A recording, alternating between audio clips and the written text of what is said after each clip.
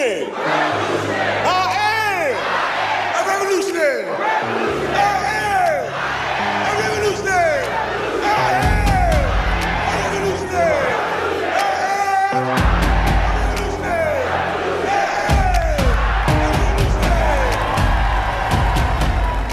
They may take our lives, but they'll never take our freedom!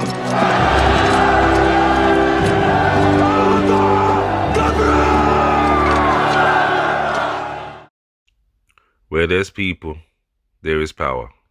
Justice in our time. Good evening, everyone. Another episode of Equal Start. Chopping up the latest current affairs, what's been happening in the community lately. And today we're going to be discussing the issues around community dysfunction in regards to Ginja J, Miss Our Fabulous, and the scandal about the false rape allegations from Victoria Everest. So Kingsley, I know you're the one that monitors the social media. You know any of the particulars of the story, or you want me to remind you? To be honest with you, I'm not even familiar with the story in any way whatsoever. So if you would enlighten me, that would be helpful. Well, you know the Victoria Everest. We spoke about it briefly yesterday. False rape allegation. A prolific podcaster, I think. My Name is China. He's done about 5 episodes on it, discrediting her. And obviously, you know, the community is divisive over it, especially the men with the false rape stuff that's been pandering about, you know, especially with the women's aid around domestic abuse and saying, oh, there's a lot of male malevolence in society, misogyny.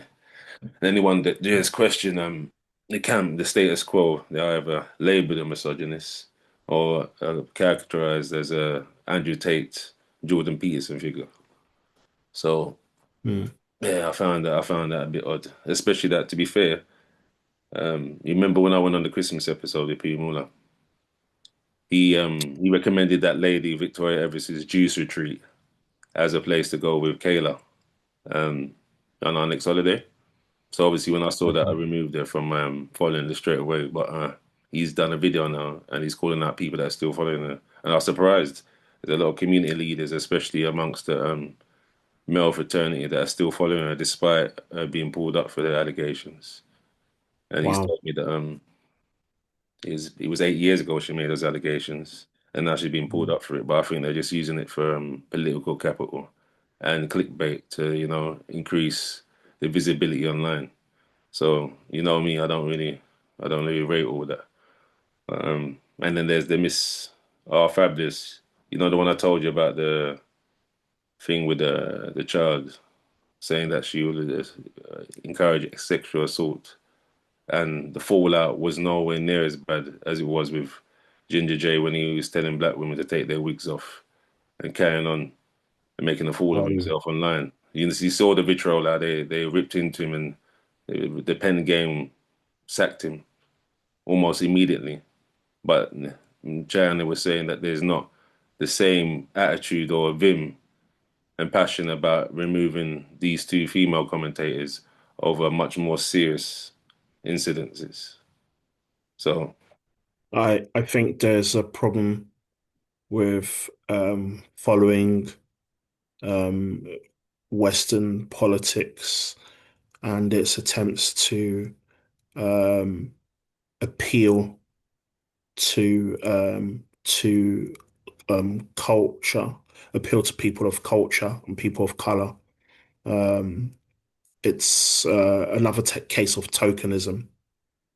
And what happens in the process is people jump on the political bandwagon and in the process allow themselves to get seduced by a lot of these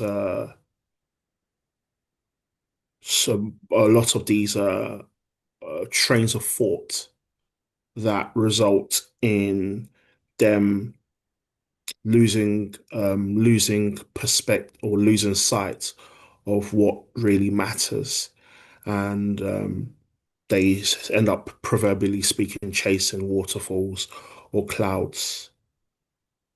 I agree. And so to me, that's what is really happening. And it's something that, as alarming as it is, this kind of stuff didn't start yesterday. And because of that, it's become so normalized.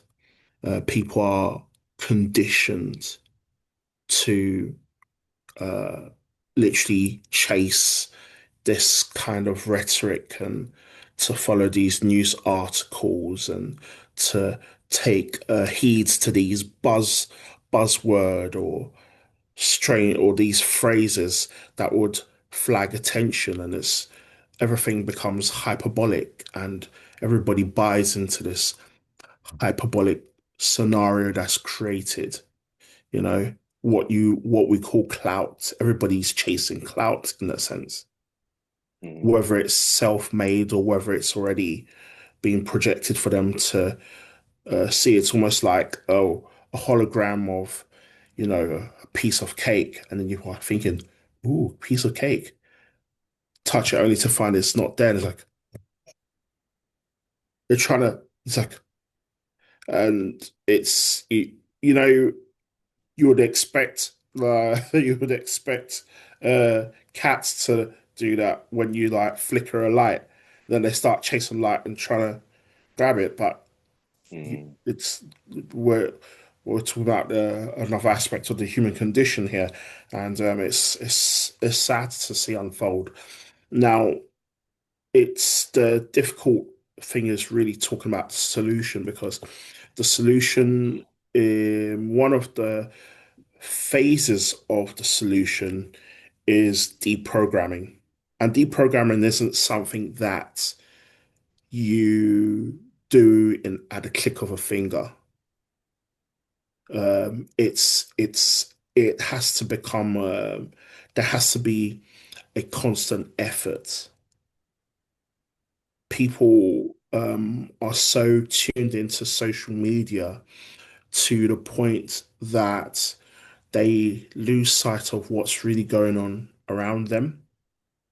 I agree. And there's this whole culture of, okay, we're looking at social media, we're watching the news, and then we're buying into one side of the story. And as a result, their ability to now obtain information and to retain it is now being relegated because their attention is so fixed on the Instagram feed and all their drama and the news that comes out of the Instagram or even the TikTok feed.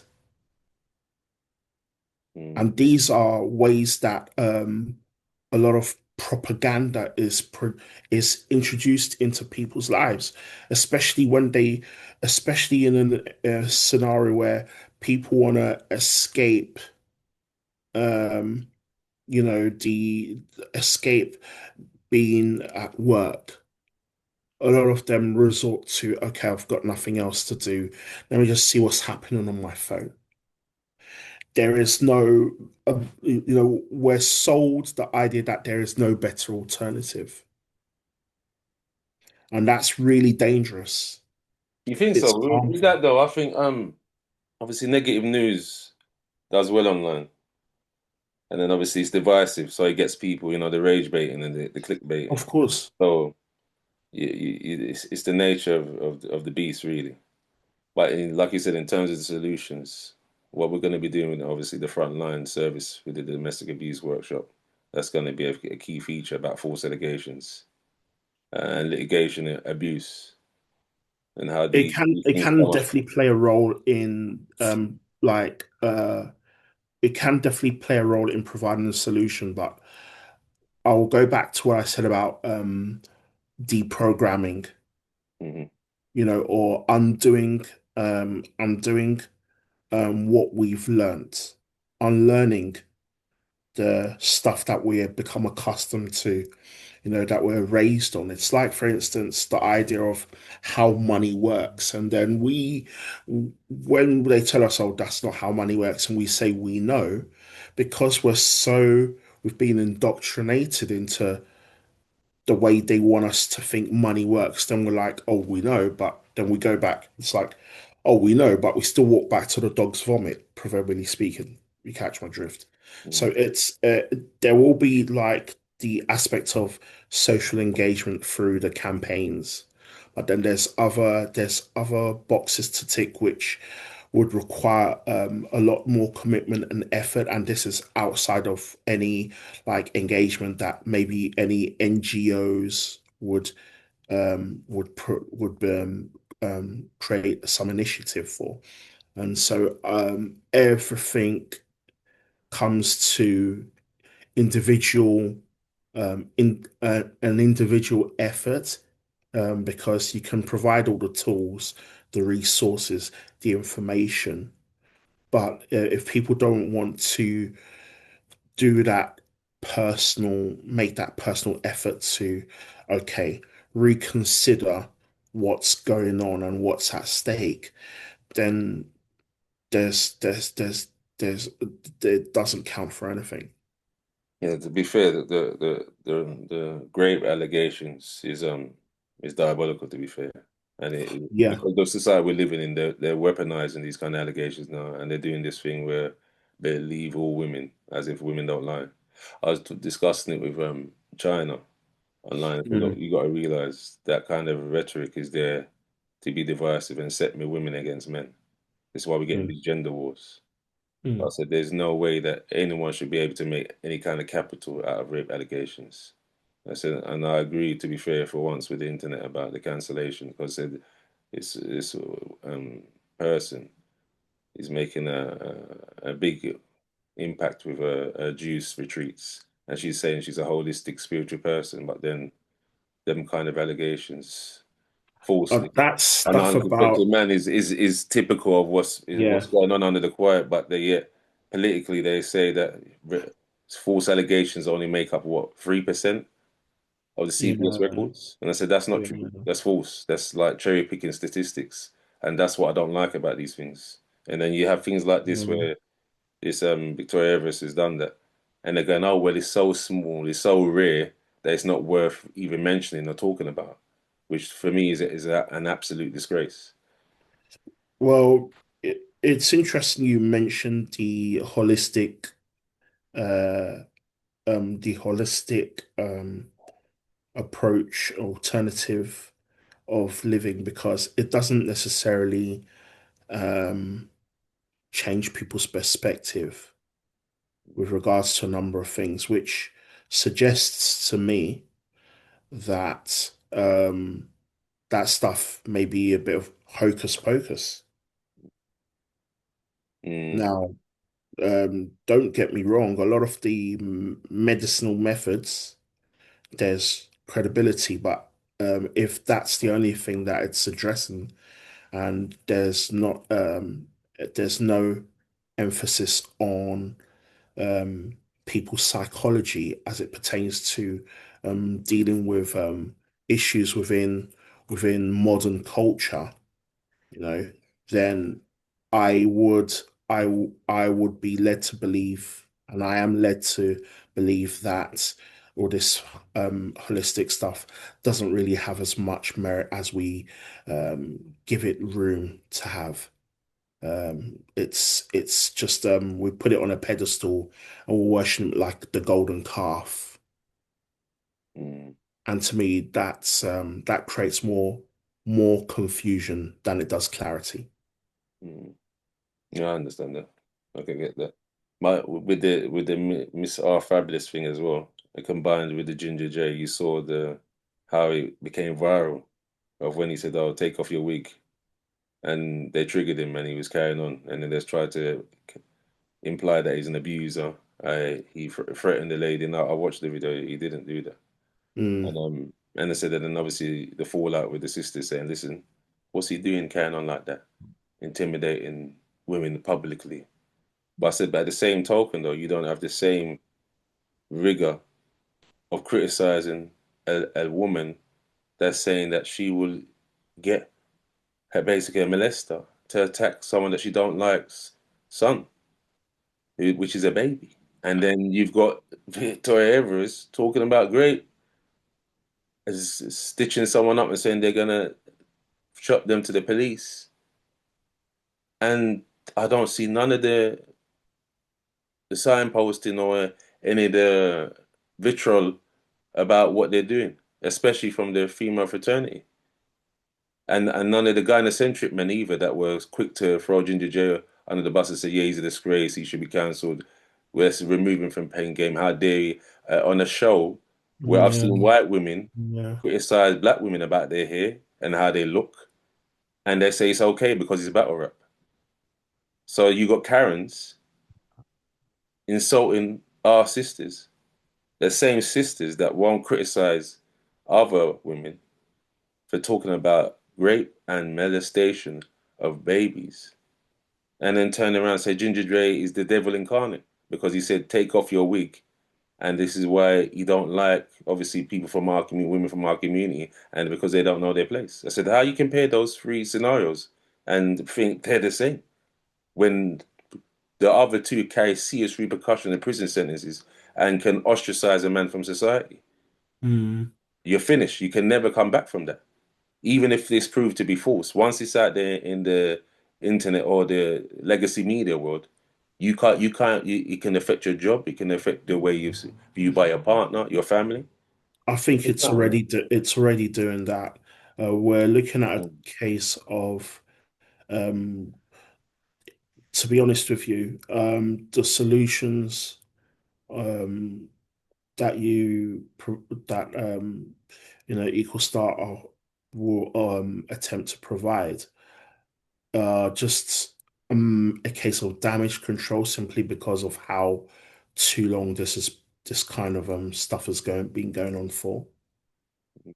The other thing I would like to add to that on a separate note is we're not necessarily trying to um, applaud the fact that the chap in question started cussing and carrying on, but he was trying to get across a point, and unfortunately, we're expected to cuss and carry on to get that point across.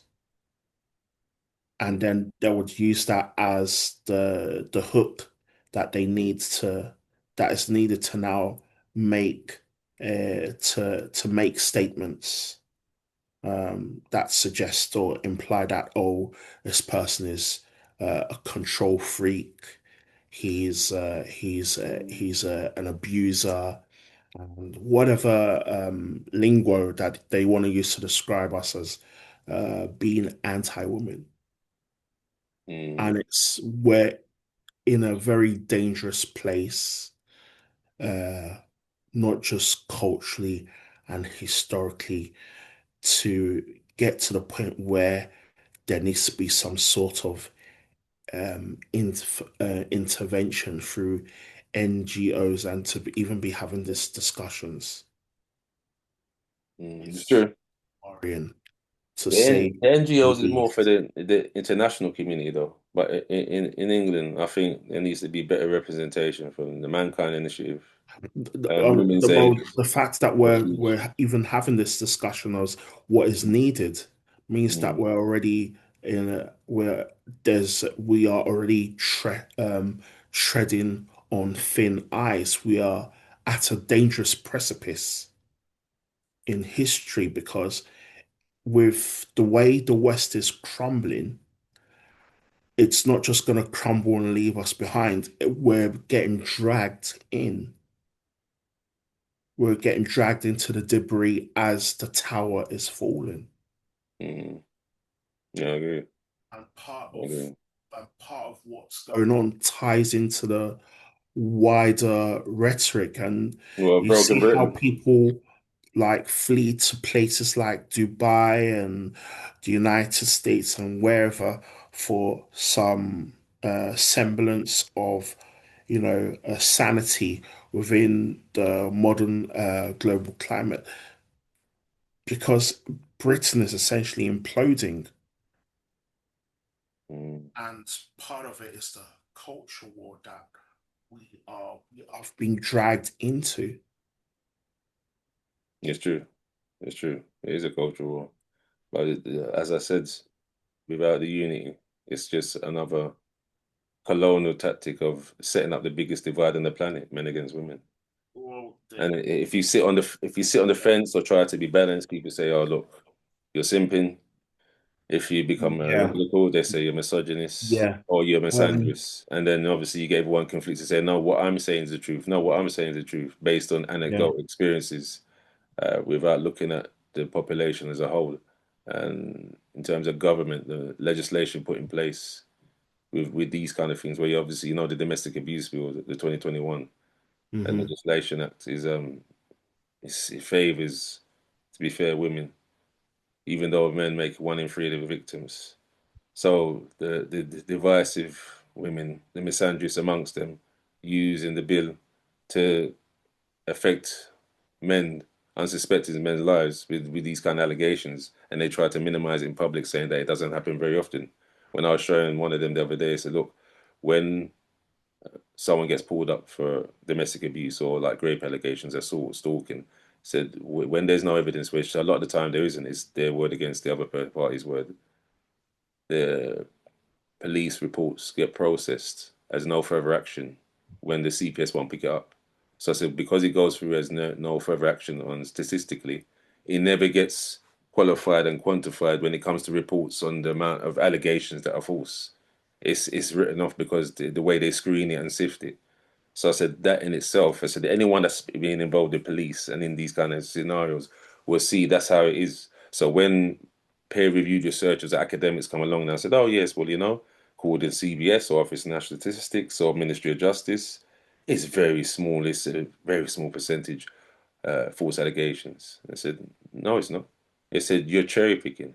If you know the process properly, you will see that a lot of these false allegations that don't get out of the police station processed as no further action, NFA.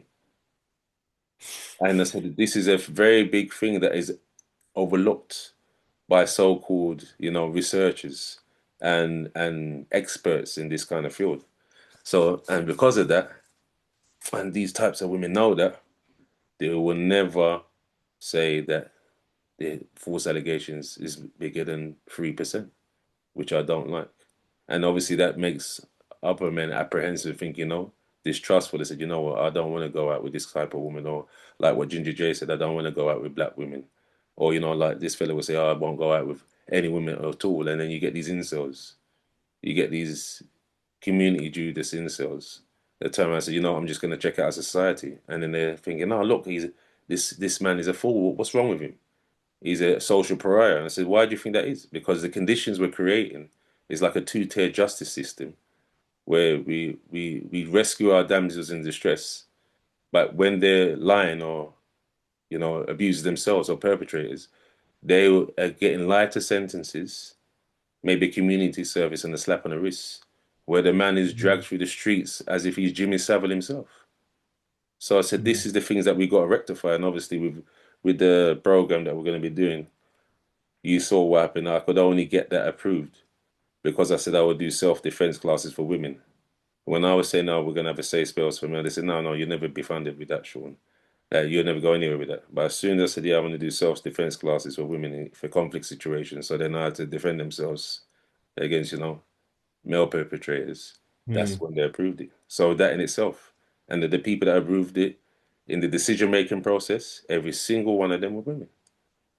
There's male representation. So, like we have more women in construction now, and the armed services and the police force, finance, FTSE 100 corporate or FTSE 500, sorry, corporation companies. I said I think it's time that we had some positive discrimination in terms of the social care, teaching, um, university education, research, because at the moment there's not many of us, and this is why we're getting these kind of bias towards the feminists. Yeah, I think one of the things to highlight is the discrediting of a number of things, and one in particular comes to mind, and I don't need to um, blow, the trumpet too much in this regard, and that is the discrediting and the peeling away of the nuclear family. That's true. It's technically a relic of a bygone era. Mm. I think in terms of ideology, when I looked at the census, the last 2021 census, most of the cohabitating couples still man and woman, and marriage is still make up. Well, married couples still make a bigger part of the population than single parents. Mm. Maybe from specific people of specific backgrounds. Mm. Yeah. Maybe Subcultures, yeah, people of that's specific backgrounds, mm. and maybe people who are, people are coming from another time in history. Not amongst, not so much amongst millennials and generations that follow. Yeah, the Uh, things I've seen when a little bit because I read, that book I got you for your birthday last year, the The empathy Empathy gap. Gap. No, actually, the year before, isn't it? Yeah, what you to get is that, say, even though it's terrible, it says that the African Caribbean communities that are born in Britain less likely to be married, less likely to And long-term that partnership. And I is, used to think that's an American thing, but it seems to be happening over here now. no, In the it's Asian community, definitely happening here. in the Asian community, even though it's diminishing, more of them are not getting married or divorcing now, which I knew would eventually come because remember I said a few years ago, I said Uh-huh. the longer migrants and minorities that come over, the global majority, should I say, come over here and they get used to the British culture, more the British culture they Yeah, will adopt in their homes. The kids will only know Britain and England. So they won't see anything. They won't really relate to maybe back home in India or Pakistan or Jamaica yeah, or Nigeria or anything like that. They won't relate to that. So they will become more like British people, which is part of the socialization trap with schooling, isn't it? With primary yeah. education in The the modern, culture. yeah. Yeah, so I said So obviously they're going to pick up more of these kind of traits, but they still get married more than we do, even though it's diminishing as well.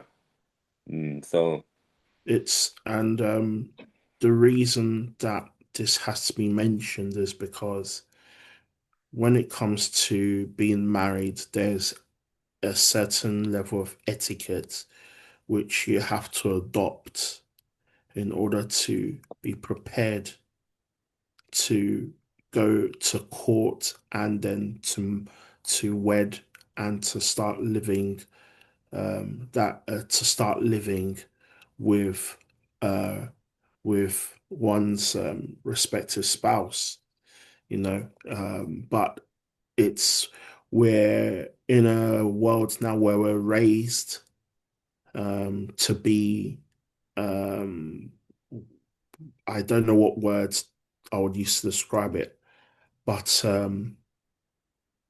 we're raised to be so supposedly independent and to be one men or one women armies. mm, And that's it's problematic. yes, it is.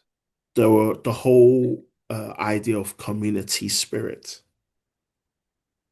has been left in a previous decade. Mm. And I so think individualism.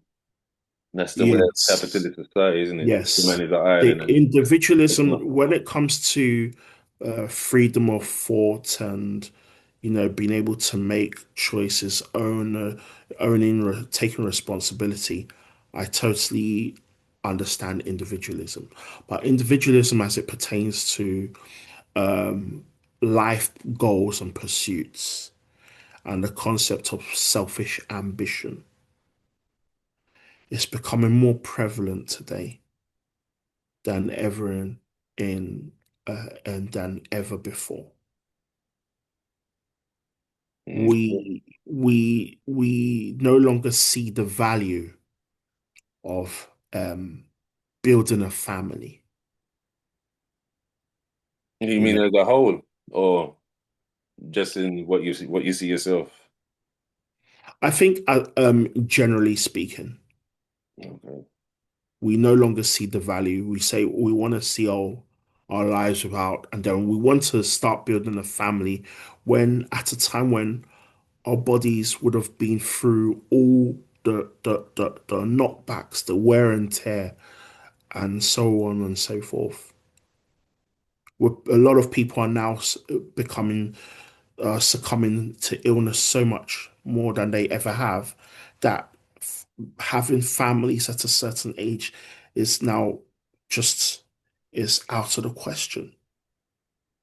So it's almost like we have a social engineering experiment designed specifically for the regular Joe or the regular Jane to not build a family. Being a member, even among the Black diaspora, where the scenario is no different. But where do you think the root of that is?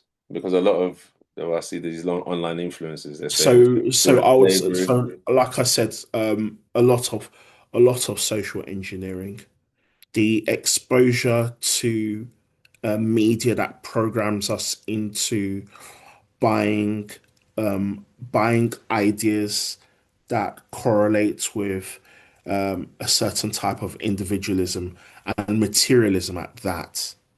But the expectations, though, of it, interpersonal relationships is bigger than ever. I know my worth. You only live once. Any kind of conflict or argument, people are saying throwing around accusations like abuser. Yes, Um, because we're projected the Women even idea moaning about that raising their children now, yeah, about too we're much and having projected to work. But I said yeah, that's the fallout of you yeah, know, freedom of expression and increased female rights. You can work like us. You got, you can open bank accounts now, like which you couldn't do before. You don't have to have a husband as your head. So yeah. this is the repercussions of it. It's hard to have it, but both ways. You can't really have your cake and eat it too, because if you're gonna be working like that and having the financial power to not have to be submissive to Mm, a husband, that means you're going to be more likely being young because where before women might have been transactional and said, you know what, I'm going to settle down with the best provider or the one that can be willing to give me children. Now, when and you've got people now that mhm, have got, they can travel anywhere, they can spend their money how they like, and they think, you know what, I can have this hedonistic lifestyle where I go abroad anytime I want, I can buy anything I want. I don't have to really think about anyone else but myself. So mhm, that brings down the emotional resilience and the thing, you know what, I don't want to spend 2 decades looking after kids and then I give them the best years of my life and I'm missing out, regretful. And then you got men now said, oh look, they on if I'm not earning a certain amount of money, she don't want me, so what's the point? I don't yeah, meet up to expectations, or they might be like what Ginger J said, rude, obnoxious, uh, cheat on me, not respect me as a man, and then they think, you know what, I won't bother either. yeah, So that is causing the splitting from what I see. From what I see, yeah. and Um, these anecdotal research seems to be thing is being to be showing that, and now even the peer-reviewed ones from the academics are saying this is happening. Yeah, so mhm, mhm. Um, there's something to be said about the involvement of